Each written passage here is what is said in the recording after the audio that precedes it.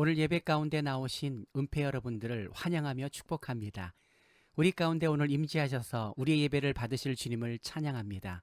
함께 찬양하시겠습니다. 나의 안에 거하라.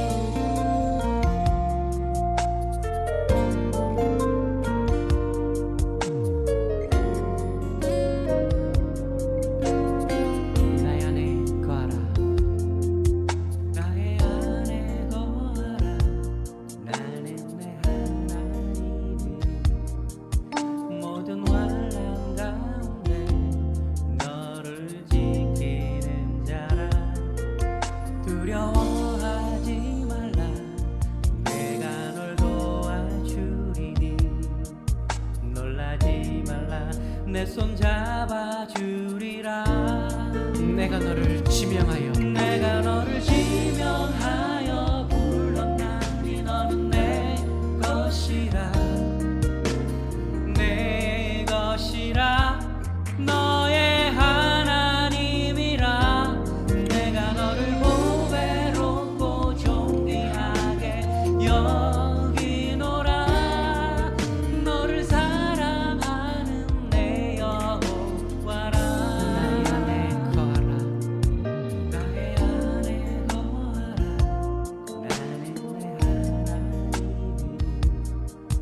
모든 환난 가운데 너를 지키는 자라. 두려워하지 말라. 내가 널 도와주리니. 놀라지 말라. 내 손 잡아주리라. 내가 너를 지명하여 불렀나니 내가 너를 지명하여 불렀나니 너는 내 것이라. 내 것이라. 너의 하나님이라. 내가 너를 보배롭고 존귀하게 여기노라.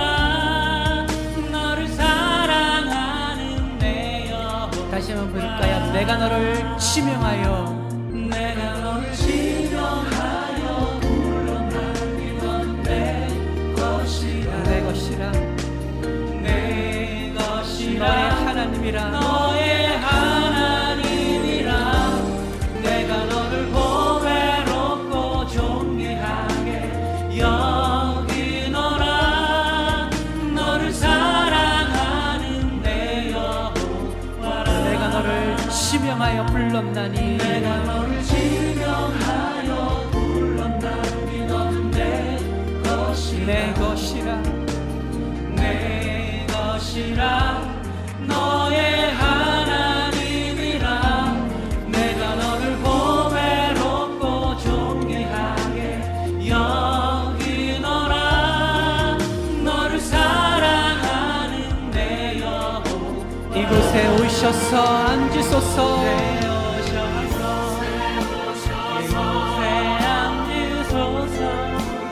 이곳에서 드리는 예배를 받으소서. 주님의 이름만이 오직 주의 이름만 이곳에 있으니. 이곳에 오셔서 이곳에 앉으소서. 이곳에서 드리는 예배를 받으소서.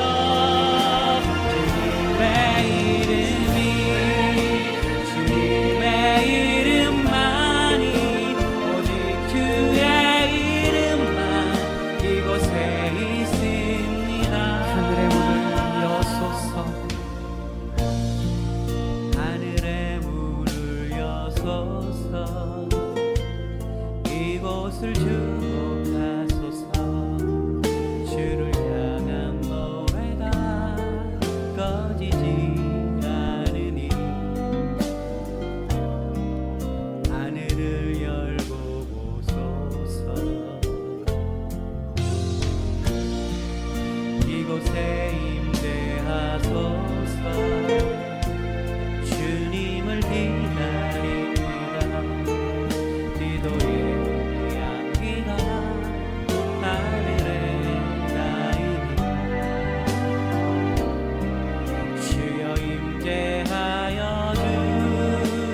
이곳에 오셔서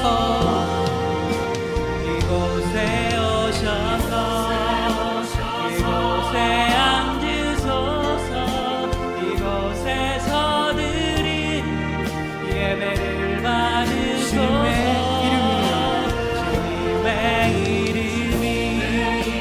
주님의 이름만이 오직 주의 이름만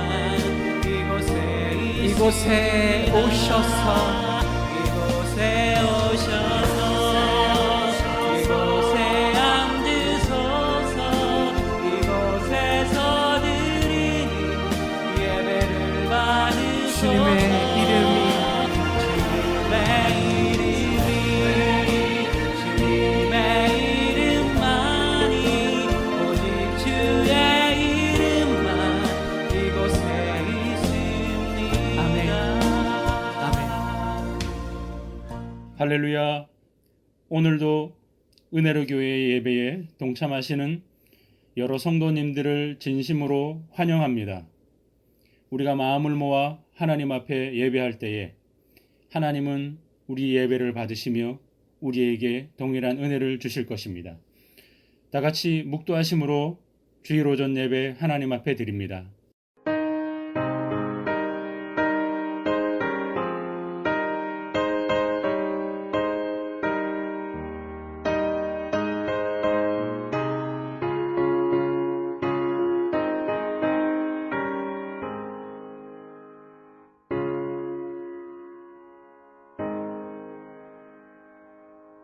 하나님은 우리에게 은혜를 베푸사 복을 주시고 그의 얼굴 빛을 우리에게 비추사 주의 도를 땅 위에 주의 구원을 모든 나라에게 알리소서. 하나님이여 민족들이 주를 찬송하게 하시며 모든 민족들이 주를 찬송하게 하소서. 하나님이 우리에게 복을 주시리니 땅의 모든 끝이 하나님을 경외하리로다. 아멘. 할렐루야. 전능하신 하나님 아버지, 하나님의 변함없는 그 은혜와 사랑을 날마다 감사하며 찬송합니다. 오늘도 우리가 하나님 앞에 함께 모여 한 마음으로 예배를 드리오니 우리의 예배를 기뻐 받아 주시옵소서. 각 곳에 흩어져서 영상으로 예배를 드리는 모든 성도들에게 동일한 은혜를 허락하여 주시옵소서. 감사를 드리며 예수님 이름으로 기도드립니다. 아멘. 우리 다 같이 사도신경으로 우리의 신앙을 하나님 앞에 고백합니다. 큰 목소리로 같이 고백해 주시기 바랍니다. 전능하사 천지를 만드신 하나님 아버지를 내가 믿사오며 그 외아들 우리 주 예수 그리스도를 믿사오니 이는 성령으로 잉태하사 동정녀 마리아에게 나시고 본디오 빌라도에게 고난을 받으사 십자가에 못 박혀 죽으시고 장사한 지 사흘 만에 죽은 자 가운데서 다시 살아나시며 하늘에 오르사 전능하신 하나님 우편에 앉아 계시다가 저리로서 산 자와 죽은 자를 심판하러 오시리라. 성령을 믿사오며 거룩한 공회와 성도가 서로 교통하는 것과 죄를 사하여 주시는 것과 몸이 다시 사는 것과 영원히 사는 것을 믿사옵나이다. 아멘. 아멘. 감사합니다. 우리 다 같이 마음을 모아 찬송합니다. 주님의 마음을 본받는 자. 우리가 예수 그리스도의 마음과 삶을 본받기를 바라며 한 목소리로 간절한 마음으로 찬송합니다.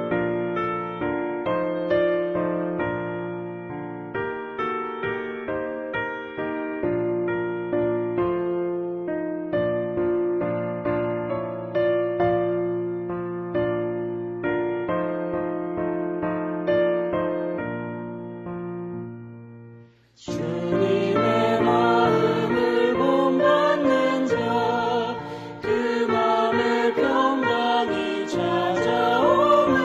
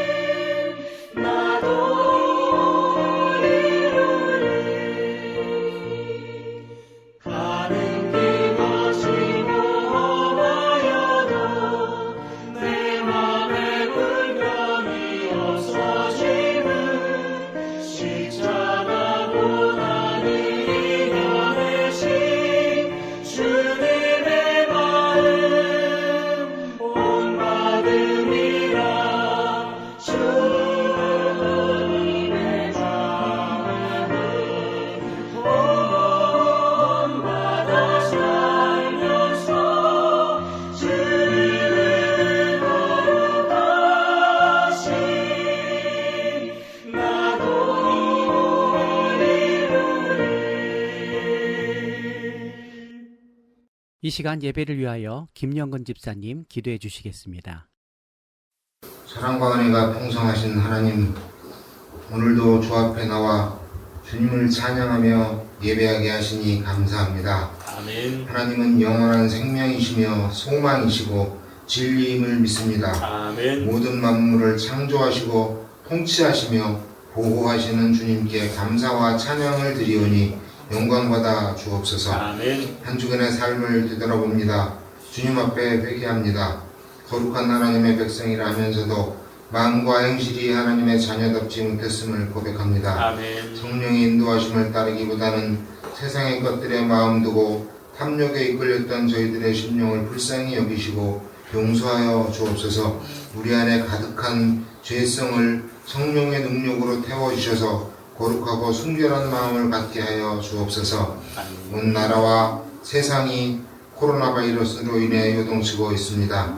사람의 힘으로는 이겨내기 어려운 줄 압니다. 모든 것이 하나님의 계획 속에서 있는 줄 압니다. 하나님의 경고인 줄 압니다. 어지러운 세상에 섞여 이리저리 휩쓸리지 않게 하시고 믿는 자로 기도하게 하여 주옵소서. 아멘. 세상에 마음 두지 않고 오로지 하늘에 소망 두게 하시고 주님만이 우리의 소망임을 알고 진실하게 믿음의 삶을 살게 하여 주시기를 간절히 원하옵고 기도합니다. 아멘. 우리가 모여서 예배할 때 임하시는 하나님 아버지, 우리에게 믿음을 더하사 순종의 믿음을 허락하셔서 각자에 맞게 주신 직분과 사명을 감당할 능력을 허락하여 주옵소서. 아멘. 마지막 추수기에 늘 깨어서 기도하게 하시고 진리로 무장하여 복음의 빛을 발하는 은혜롭교회 성도님들이 다 되게 하여 주옵소서. 아멘. 주님이 친히 세우신 은혜롭교회를 기억하여 주시고 함께 하시어 어렵고 힘든 환경 가운데서도 잘 이겨낼 수 있는 힘을 주시고 은혜롭교회를 통하여 양천구 신월동을 향하신 하나님의 계획을 완성시켜 나가시는 놀라운 능력을 허락하여 주옵소서. 아멘. 머리 되시는 주님의 명령에 순종하는 교회, 오직 주님의 영광만을 위하여 주님의 형체를 드러내기에 부족함 없는 교회가 되게 하시고 아멘. 날마다 믿음의 역사가 나타나고 증거되는 복된 교회가 되게 하여 주옵소서. 아멘. 오늘도 변함없이 주님의 말씀을 들고 단 위에 서시는 목사님을 성령의 능력으로 무장시켜 주시고 그 입술을 통해 선포되시는 말씀이 저희들이 심령에 잘 녹아져서 하나님의 영광을 나타내며 살아가는 귀한 능력의 말씀이 되게 하여 주옵소서. 아멘. 우리의 예배를 받아 주옵소서. 주님의 임재가 충만한 예배가 되게 하시며 은혜와 감사가 넘치는 예배가 되게 하여 주옵소서. 아멘. 예배의 시정을 주님께 드리오며 거룩하신 우리 주 예수님의 이름으로 기도드리옵나이다. 아멘.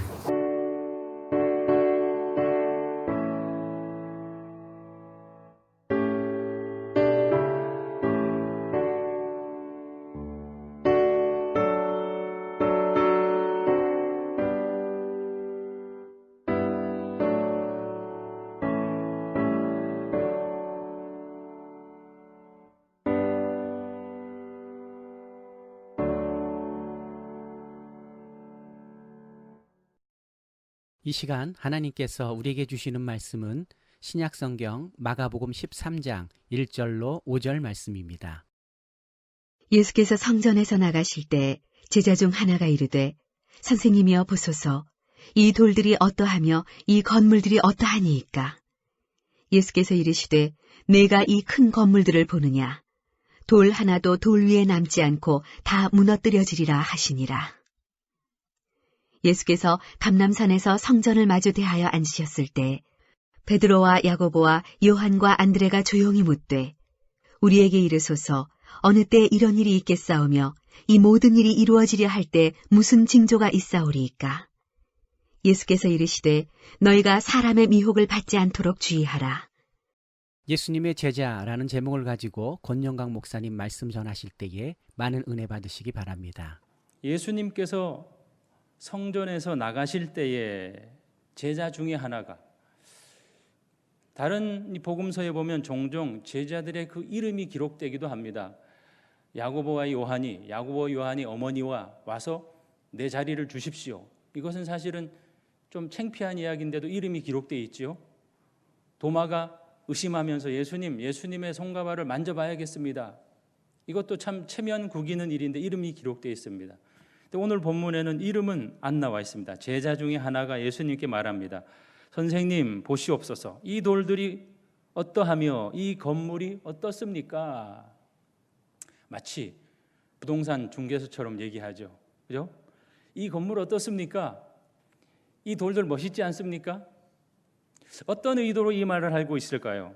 그것은 2절을 보면은 그것이 나타납니다. 2절에 보니 예수께서 이르시되 내가 이 큰 건물들을 보느냐 돌 하나도 돌 위에 남지 않고 다 무너뜨려질 것이다. 예수님의 이 대답을 보면서 우리가 유추할 수 있는 것은 이 제자가 지금 건물에 집중하고 있는 겁니다. 건물에 집착을 하고 있습니다. 이 멋있는 건물, 이 훌륭한 건물, 그 건물은 지금 무엇입니까? 예루살렘 성전을 이야기하고 있는 겁니다. 지금 예수님께서 예루살렘 성전에 들어왔습니다. 여러분 이때가 언제인 줄 아십니까? 6월절입니다.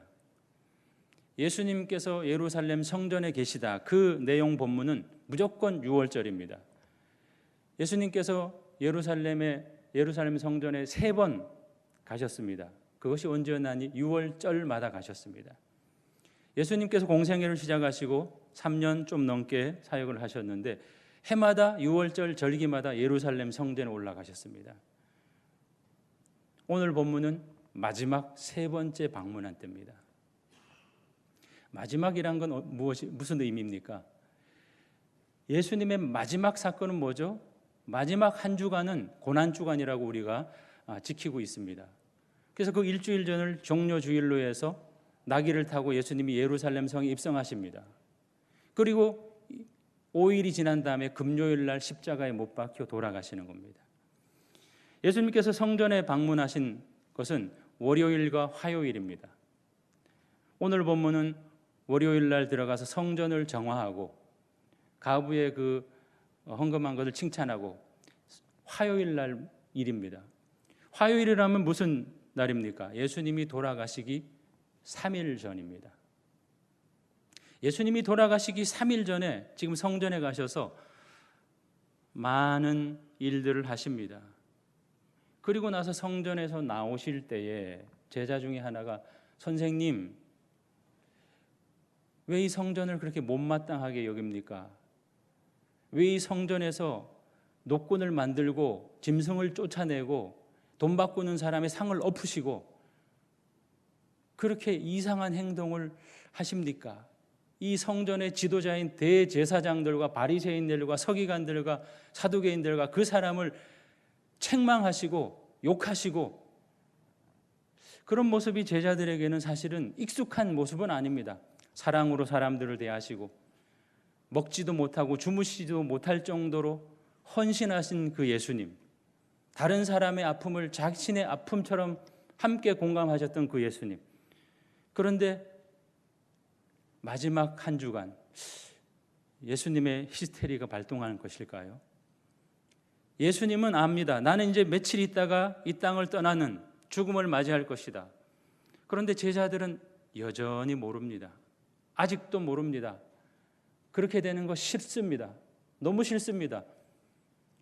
이제 예루살렘에 입성했으니까 많은 사람들이 예수님을 따르고 추종하니까 우리를 따르는 세력들이 많아졌으니까 예수님이 임금이 될 수도 있겠구나. 로마 정권을 물리칠 수도 있겠구나. 그렇게 되면 내가 높은 자리에 올라갈 수 있을 것 같아. 그런 기대가 있는 겁니다. 그런데 예수님께서 성전에서 참 이해 못할 말과 행동을 하십니다. 유대인들은 사실은 그 성전이 너무나 자랑스러운 성전이었습니다. 그 당시 시대만 해도 이 예루살렘 성전이 어쩌면 유대인들에게 우상화되어 있는 시점입니다. 멋진 건물이 있으면 저도 가끔 아는 분의 어떤 집에 방문했을 때 그 집이 좋아요. 저쪽 좋은 동네에 120평인가 집에 갔더니 집에 들어갔다가 제가 길을 잃었습니다. 그분이 자랑스럽게 그 집을 여기저기 설명해 주는데 집에 대해서 너무 뿌듯한 자부심이 있는 거예요. 자랑스러운 마음이 있는 겁니다. 사실 자랑스럽죠. 그런데 그것이 좋다라는 것에서 그치면 되는데 그것이 우상화되면은 큰일 나는 겁니다. 지금 유대인들에게는 무려 80년에 걸쳐서 지금 46년 동안 지금도 성전이 다 완성된 게 아닙니다. 여러분 이스라엘의 성전의 역사를 아시죠? 그 성전이 광야 회막에서부터 시작해가지고 솔로몬이 성전을 짓습니다. 다윗이 그렇게 간절하게 성전을 짓고 싶었는데 하나님이 허락지 않으셔서 솔로몬이 7년에 걸쳐서 성전을 짓죠. 임금이 국고를 털어서 아버지 다윗이 마련한 그 훌륭한 좋은 재료들을 다 사용해서 지은 성전이 얼마나 멋지고 아름다울까요? 얼마나 훌륭했을까요? 정말 대단했을 겁니다. 그런데 그 솔로몬 성전이 바벨론이 침략해서 다 무너뜨려집니다. 그 성전 안에 있는 기물도 다 빼앗깁니다. 불타버립니다. 바벨론 포로를 70년 다녀와서 성전이 다 허물어져서 그곳에서 예배할 수 없어서 수룹바벨을 중심으로 해서 두 번째 성전이 지어지죠. 피난민들이 가진 것도 없고 힘도 없는 사람들이 지은 성전이 솔로몬 성전에 비해서 어떨까요? 아주 초라했을 겁니다. 보잘것 없을 겁니다. 그렇지만 그들에게는 그 성전이 하나님의 임재를 상징하기 때문에 그들에게는 너무나 귀한 곳이었습니다. 그리고 나서 로마의 통치를 받게 됩니다. 로마의 통치를 받으면서 분봉왕 헤롯이 서게 됩니다. 헤롯 임금이 유대인들의 환심을 사기 위해서 성전을 짓습니다. 왜냐하면 유대인들은 하나님을 믿고 하나님을 믿는 의식을 하는 그 성전이 너무 귀히 여기기 때문에 내가 성전을 지어줄게 하면서 성전을 짓는 겁니다. 그 한 왕 때가 앉아서 몇 해에 걸쳐서 무려 80년에 걸쳐서 성전이 지어집니다. 얼마나 대단할까요? 저는 건축에 대해서는 문이 아니라서 잘 모르는데 기초석들이 가로가 12, 세로가 6, 높이가 4, 메타, 40cm가 아니라 4m, 12m, 6m 그런 것들이 바닥에 질비하게 깔려 있습니다. 우리가 하는 것처럼 절기 때마다 이스라엘 백성들은 다 성전에 모입니다. 수십만 명이 모입니다. 이방인들도 옵니다. 그래서 그들이 얼마나 큰지요. 20만 명, 30만 명이 들어갈 수 있는 지금 우리가 생각해도 짐작할 수 없을 정도의 규모의 큰 성전과 큰 뜰입니다. 그래서 그곳이 유대인들에게 우상화된, 우상시된 여기만 들어와서 발만 밟으면 마치 구원받은 것 같고 여기만 들어오면 거룩해지는 것 같고 하나님의 용서를 받는 것 같고 그런데 예수님께서 그곳에 와서 상을 엎으시고 짐승을 내쫓으시고 이곳은 만민이 기도하는 집이다. 내 아버지 집은 성전에서 어떻게 되어야 되는 것을 예수님께서 강하게 말씀하시죠. 그리고 모든 사람들의 추앙을 받고 있는 지도자들, 대제사장들, 바리새인들, 서기관들 그들은 종교의 대표적인 인물입니다. 강력한 지도자들입니다. 그런데 예수님은 그들을 맹공격합니다. 책망합니다. 얼마나 주변 사람들이 무안했을까요? 그때의 제자들이 말합니다. 선생님, 이곳에서 행해지는 일이 마음에 안 들기도 하고 이곳의 지도자들이 가식되고 겉다르고 속다르고 그런 게 있을 수 있지만 이 건물은 멋있지 않습니까? 그때 예수님께서 말합니다. 이 돌들이 다 무너질 것이다. 이 건물은 아무 의미 없다.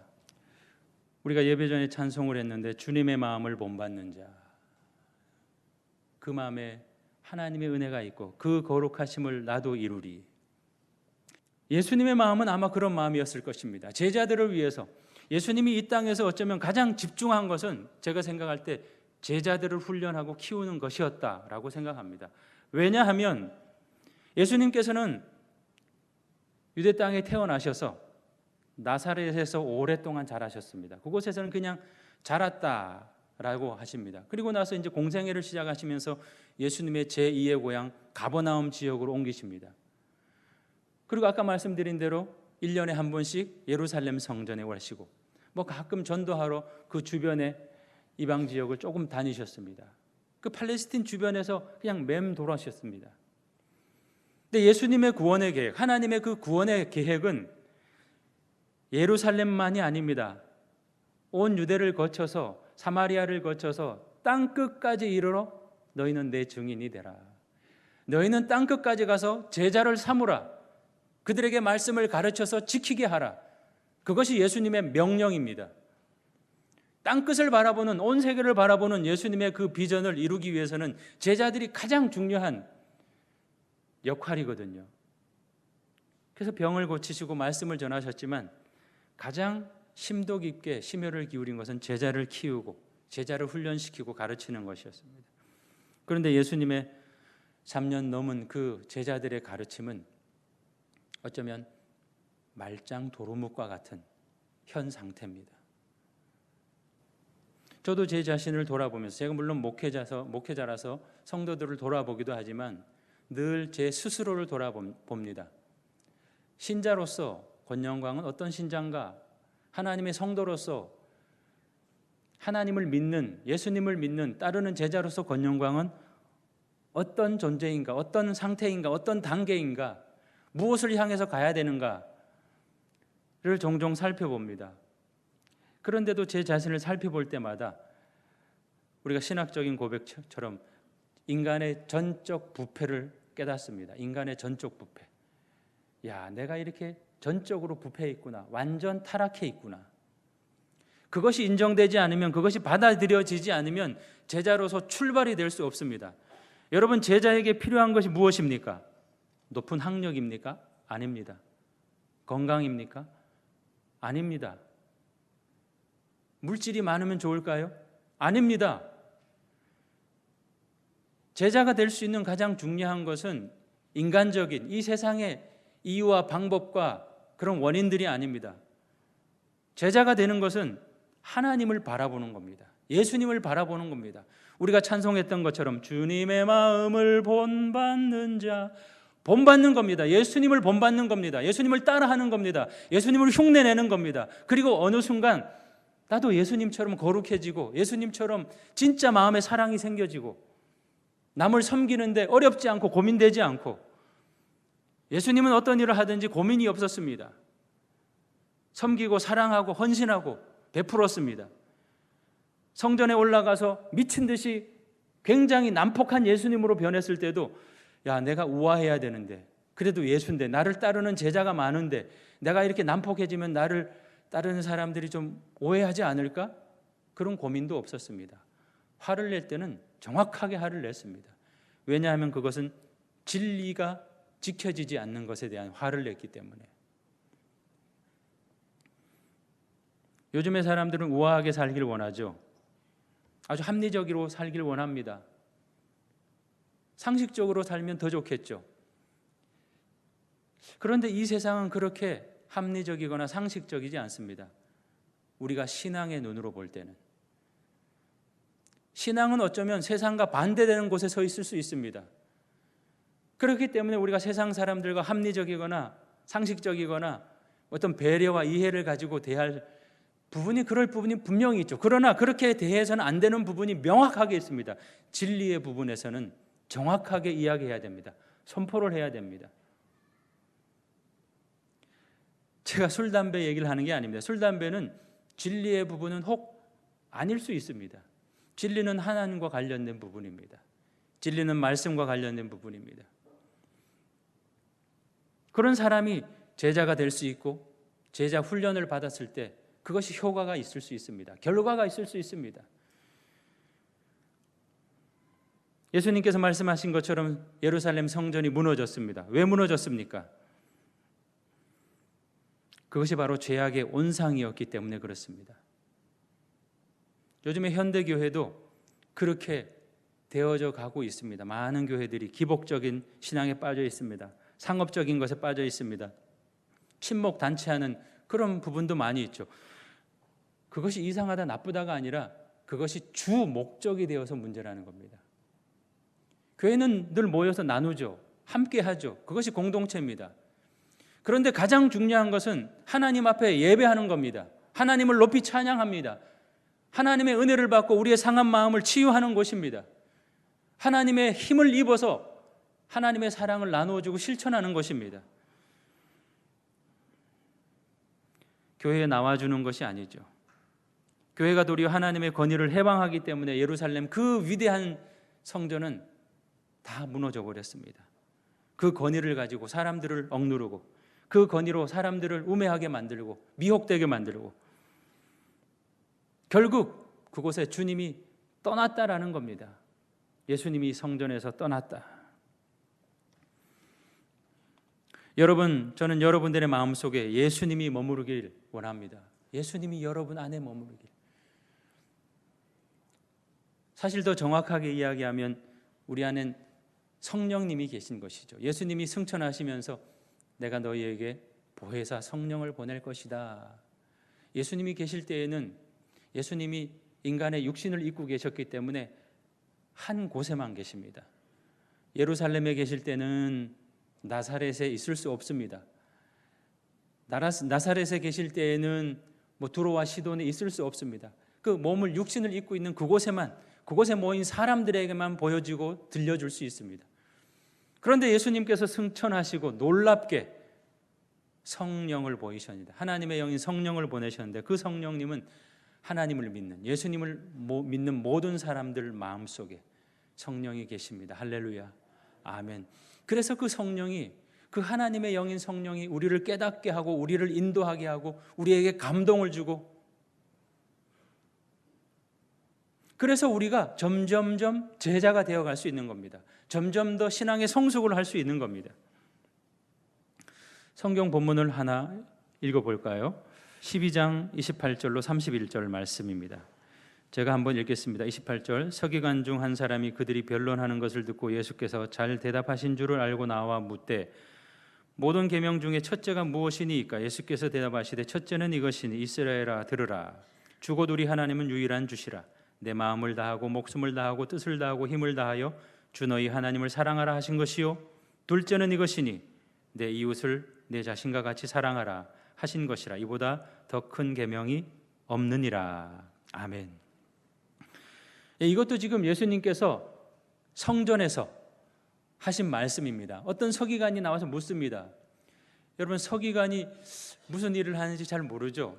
저도 잘 알진 못하지만 하나님의 말씀을 쓰는, 하나님의 말씀을 기록하는 대단히 중요한, 어쩌면 성경 말씀을 줄줄줄 외는, 거룩에서 가장 거룩을 추구하는 사람들이 서기관입니다.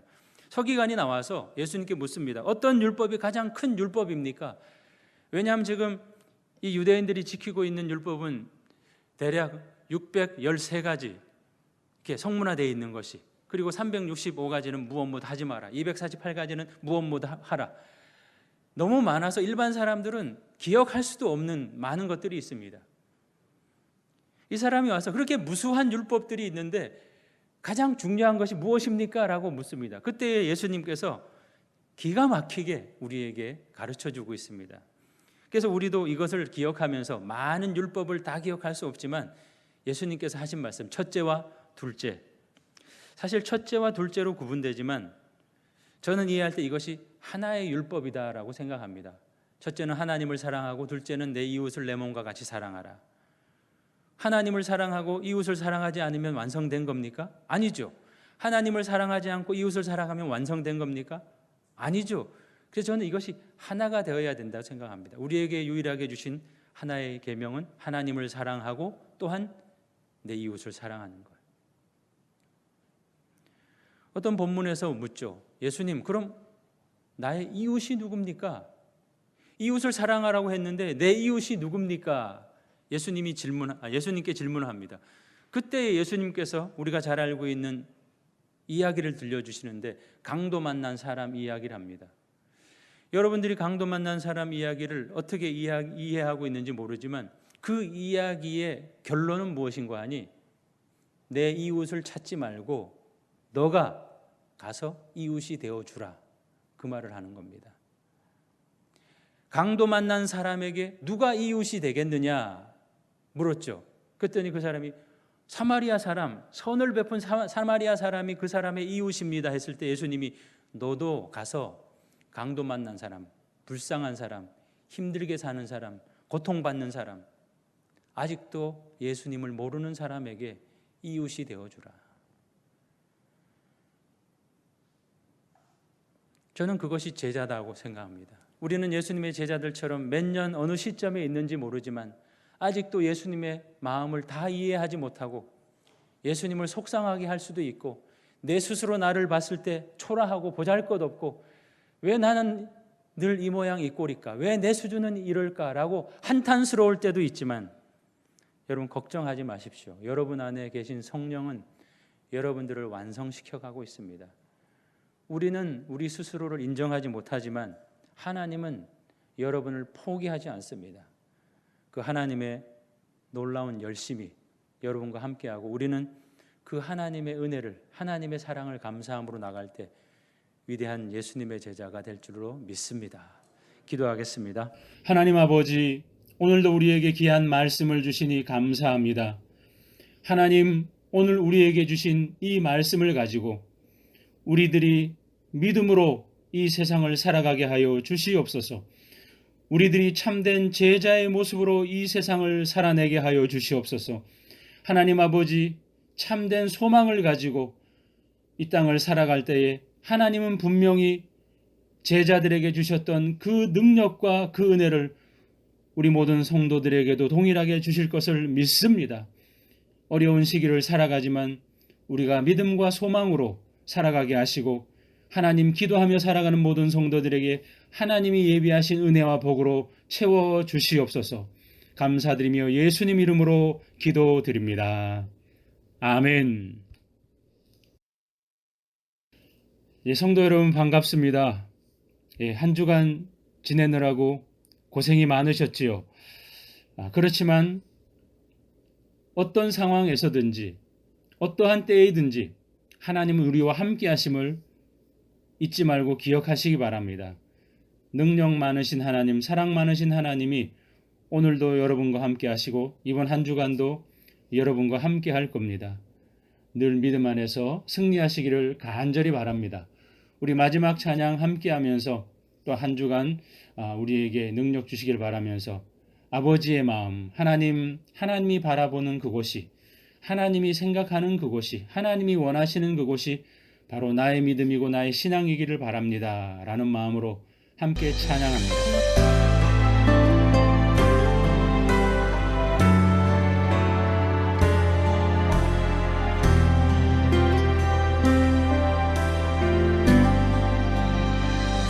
아버지 당신의 마음이 있는 곳에 나의 마음이 있기를 원해요. 아버지 당신의 눈물이 고인 곳에 나의 눈물이 고이길 원해요. 아버지 당신이 바라보는 영혼에게 나의 두 눈이 향하길 원해요. 아버지 당신이 울고 있는 어두운 땅에 나의 두 발이 향하길 원해요.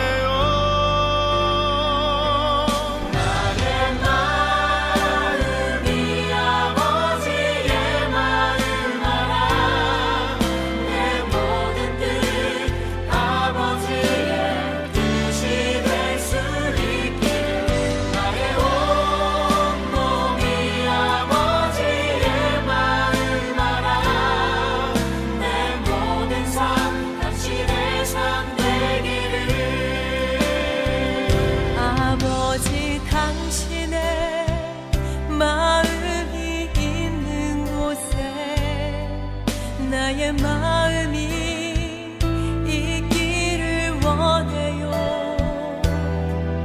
아버지 당신의 눈물이 고인 곳에 나의 눈물이 고이길 원해요.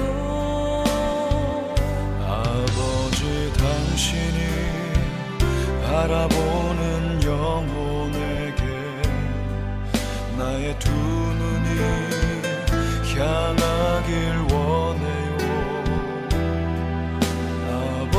아버지 당신이 울고 있는 어두운 땅에 나의 두 발이 향하길 원해요.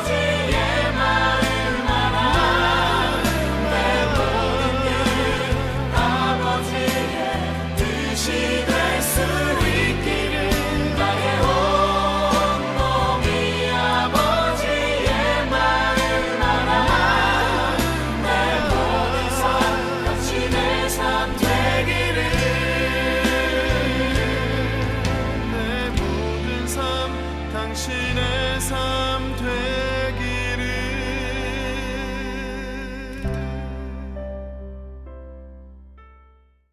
지금은 우리를 위해서 이 땅에 오셔서 십자가 대속의 피를 흘리신 예수 그리스도의 크신 은혜와 아들을 보내주신 아버지 하나님의 극진하신 사랑하심과 지금도 우리 안에 계셔서 친히 역사하시는 성령 하나님의 위로 충만 교통하심이 오늘도 하나님의 이름으로 함께 모여 마음을 다하여 예배를 드리는 은혜로 교회의 모든 성도들 머리머리 위에 그들의 가정과 자녀들과 생업과 비전 위에 지금부터 영원까지 함께 있을지어다.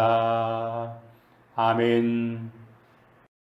사랑하는 성도 여러분, 한 주간 믿음 안에서 승리하시기 바랍니다.